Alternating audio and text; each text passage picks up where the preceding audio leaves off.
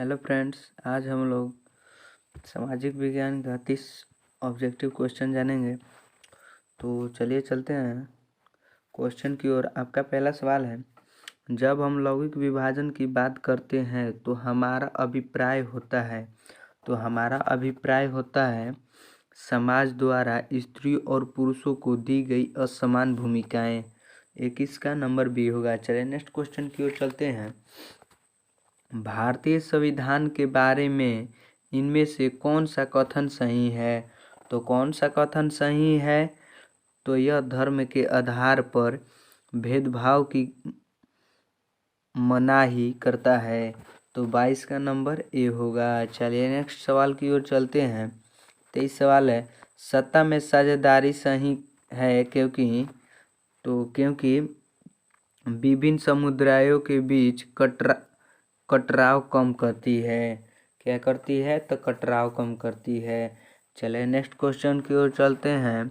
आपका 24 सवाल है, वर्ष 1975 ईस्वी को भारतीय राजनीति में किस लिए जाना जाता है?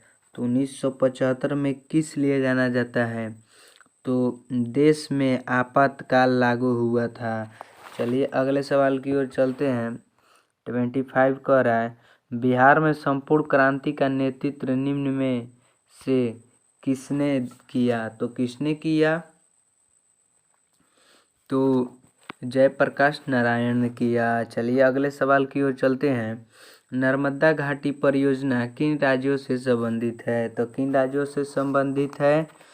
तो गुजरात, महाराष्ट्र, मध्य प्रदेश। तो 26 का नंबर डी होगा। चलिए अगले सवाल की ओर चलते हैं।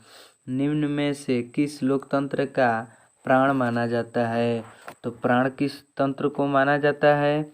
तो राजनीतिक दल। चलिए अगले सवाल की ओर चलते हैं। दल बदल कानून निम्न में से किस पर लागू हुआ था? तो किस पे लागू हुआ था? तो संसदों और विधायकों पर भी, राष्ट्रपति पर भी, उपराष्ट्रपति पर भी। तो इनमें से सभी होगा। चलिए अगले सवाल की ओर चलते हैं। 29 सवाल है, जनता दल यू पार्टी का गठन कब हुआ था? तो कब गठन हुआ था? तो 1999 ईस्वी में। चलिए अगले सवाल की ओर चलते हैं। निम्न में से कौन अर्थव्यवस्था के प्राथमिक क्षेत्र पर सम्मिलित है? तो कौन सम्मिलित है? तो कृषि क्षेत्र। चलिए अगले सवाल की ओर चलते हैं। आपका 31 नंबर है कि जिस देश की प्रति व्यक्ति आय अधिक होता है वह देश कहलाता है। तो वह देश क्या कहलाता है? विकसित देश कहलाता है। चलिए अगले सवाल की ओर चलते हैं। बिहार के किस जिले के प्रति व्यक्ति आय सर्वाधिक है? तो किस जिले का आय सर्वाधिक है? तो गया। चलिए अगले सवाल की ओर चलते हैं। भारत का केंद्रीय बैंक कौन सा है? तो कौन सा है भारत का केंद्रीय बैंक? तो रिजर्व बैंक ऑफ इंडिया है। चलिए अगले सवाल है आपका 34 नंबर है, व्यावसायिक बैंकों का सर्वप्रथम राष्ट्रीयकरण कब किया गया? तो कब किया गया राष्ट्रीयकरण? 1969 ईस्वी में। चलिए अगले सवाल की ओर चलते हैं। ऊर्जा के मुख्य स्रोत क्या है? तो मुख्य स्रोत क्या है ऊर्जा का? तो कोयला भी है, पेट्रोलियम भी है, विद्युत भी है। तो इनमें से सभी होगा। 35 का नंबर डी होगा। चलिए अगले सवाल की ओर चलते हैं। आपका नेक्स्ट क्वेश्चन है, इनमें से कौन सी बहुराष्ट्रीय कंपनी है? तो बहुराष्ट्रीय कंपनी कौन सी है? तो फॉरवर्ड मोटर्स भी है, सैमसंग भी है, कोको कोला भी है। तो इनमें से सभी होगा। 36 का। चलिए अगले सवाल की ओर चलते हैं।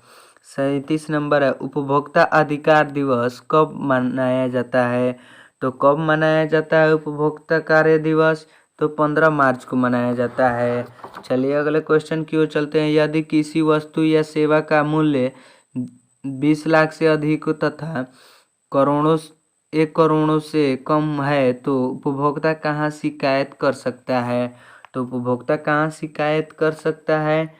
तो उपभोक्ता राज्य आयोग में शिकायत कर सकता है। चलिए अगले सवाल की ओर चलते हैं। सुनामी का मुख्य कारण क्या है? तो सुनामी का मुख्य कारण क्या है? तो समुद्र में भूकंप आना सुनामी का यही मुख्य कारण है। चलिए आपका 40 नंबर है। भूकंप केंद्र के ऊर्ध्वाधर पृथ्वी पर स्थित केंद्र को क्या कहा जाता है? तो क्या कहा जाता है? तो अधिक केंद्र कहा जाता है। चलिए अगले सवाल की ओर चलते हैं। भारत का राष्ट्रीय पक्षी है, तो भारत का राष्ट्रीय पक्षी कौन है? तो गाइज आप ये 31 का नंबर आप कमेंट बॉक्स में बता दीजिएगा। हमें पक्का विश्वास है कि आपको 100% में 100% मालूम होगा, इसलिए आप भारत के रहने वाले हैं, आपको तो एकदम पक्का मालूम होना चाहिए 41 का आंसर। आप कमेंट बॉक्स में 41 का दे दीजिएगा। चलिए अगले क्वेश्चन की ओर चलते हैं। किस राज्य में वन का सबसे अधिक विस्तार है? तो किस राज्य में? तो मध्य प्रदेश में। चलिए अगले सवाल की ओर चलते हैं। 43 सवाल है। इनमें से कौन सा जीव है जो केवल भारत में ही पाया जाता है? तो भाई कौन सा जीव है केवल भारत में ही पाया जाता है? 43 सवाल बहुत ही अच्छा क्वेश्चन है, तो इसका आंसर होगा घड़ियाल। चलिए अगले क्वेश्चन की ओर चलते हैं। टेक्सोल का उपयोग होता है, तो टेक्सोल का उपयोग होता है कैंसर। चलिए अगले सवाल की ओर चलते हैं। आपका 45 नंबर है। चरक का संबंध किस देश से था? तो चरक का संबंध किस देश से था? तो 45 का नंबर होगा सी, भारत से। चलिए अगले सवाल की ओर चलते हैं। वन संरक्षण एवं प्रबंध की दृष्टि से वनों को वर्गीकृत किया गया, तो वर्गीकृत कब किया गया? तो 46 का आंसर होगा नंबर बी, 3 वर्गों में। चलिए अगले सवाल की ओर चलते हैं। बिहार में कितने प्रतिशत भौगोलिक क्षेत्र में वनों का विस्तार है? तो कितने प्रतिशत? 47 बहुत भी अच्छा क्वेश्चन है, तो 7% है। चलिए अगले सवाल की ओर चलते हैं। 48 सवाल है। वन स्थित रिपोर्ट के अनुसार भारत में वन का विस्तार है, तो भारत में वन का विस्तार कितना है रिपोर्ट के अनुसार? तो 20.55% भौगोलिक क्षेत्र में, तो 48 का नंबर बी होगा। चलिए अगले सवाल की ओर चलते हैं। आपका 49 क्वेश्चन है। विधान की धारा 21 का संबंध है, तो विधान की धारा 21 से संबंध है, तो वन्य जीवों तथा प्राकृतिक संसाधनों के संरक्षण। चलिए अगले सवाल की ओर चलते हैं। आपका अंतिम सवाल है। प्राकृतिक संसाधनों के संरक्षण 1968 में कौन सा कन्वेंशन हुआ था? तो कौन सा कन्वेंशन हुआ था? तो 50 का आपका ए होगा, अफ्रीकी कन्वेंशन। तो गाइज आपको मेरा वीडियो कैसा लगा? अगर आपको मेरा वीडियो अच्छा लगा तो कमेंट बॉक्स में बताइए।